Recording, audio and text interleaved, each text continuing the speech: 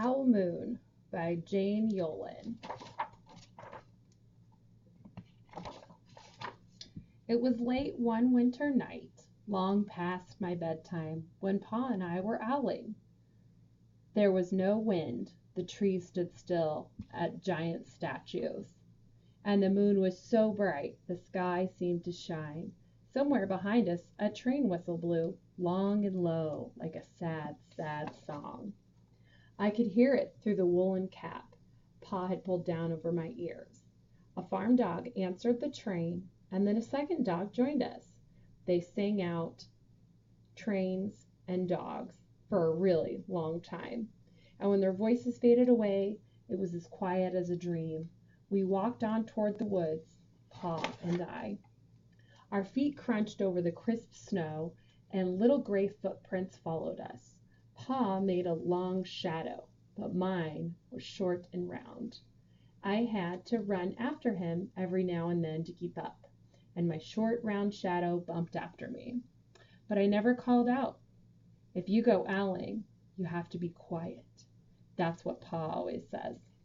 I've been waiting to go owling with Pa for a long, long time. We reached the line of pine trees, black and pointy against the sky, and Pa held up his hand. I stopped right where I was and waited. He looked up, as if searching the stars, as if reading a map up there. The moon made his face into a silver mask. Then he called, "Hoo, hoo, hoo," the sound of a great horned owl. "Hoo, hoo, hoo." Again he called out, and then again. After each call he was silent, and for a moment we both listened. But there was no answer. Pa shrugged, and I shrugged. I wasn't disappointed. My brothers all said sometimes there's owls, and sometimes there isn't. We walked on. I could feel the cold, as if someone's icy hand was palmed down on my back, and my nose and the tops of my cheeks felt cold and hot at the same time. But I never said a word.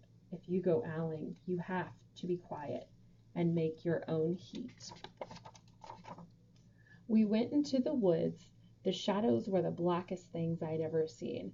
They stained the white snow. My mouth felt fury, for the scarf over it was wet and warm. I didn't ask what kinds of things hide behind black trees in the middle of the night. When you go owling, you have to be brave. Then we came into a clearing in the dark woods. The moon was high above us. It seemed to fit exactly over the center of the clearing, and the snow below it was whiter than milk in my cereal bowl. I sighed, and Pa held up his hand at the sound. I put my mittens over the scarf, over my mouth, and listened hard.